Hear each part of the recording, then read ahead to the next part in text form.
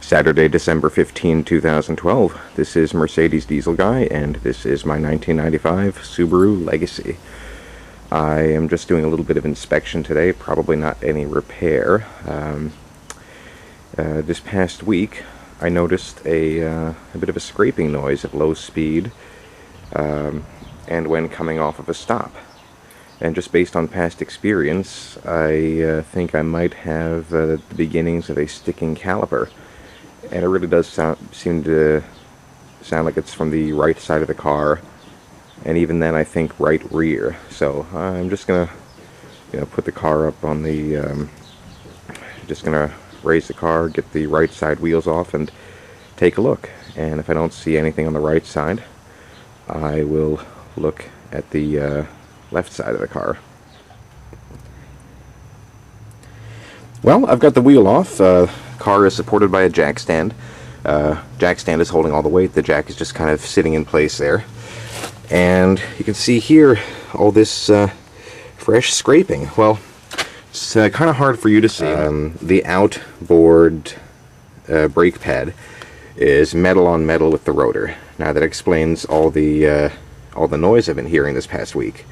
Thankfully this is fairly recent, but the rotor appears to be in bad shape anyway, so bare minimum, I'm looking at pads and rotors. Now, what I'm going to do is, I've got the car on the jack stand on this side. I'm going to take off the wheel, and on the other side, take a look at the pads and rotor there. And if everything is not completely worn out on the other side, then I'm going to have to assume that, well, maybe not assume, but I'm going to have to suspect that maybe this caliper here is starting to seize up. I'm going to inspect the other side of the car and I'll show you what I find.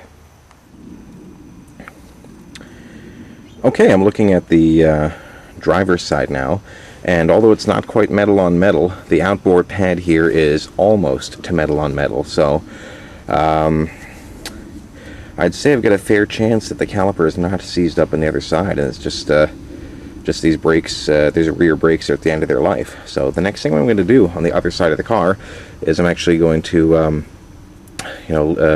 remove the caliper lock bolt, pivot up the caliper, pull the pads out, and then I'm going to see if I can compress the caliper piston easily enough with my piston press tool. And if that's the case, I know it's not seized up, and then I can just throw pads and rotors on the car and call it a day. So let me do that and I'll show you the results of what I find.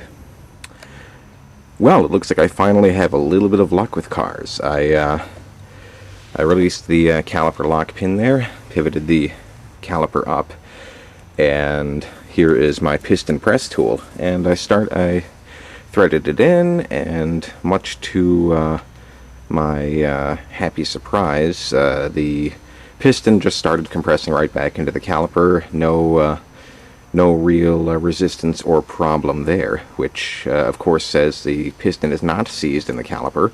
I'm not seeing any leaking fluid there, so the caliper is still functional and usable, which means in order to repair this I just need to replace the pads and rotors. So I am going to do that today.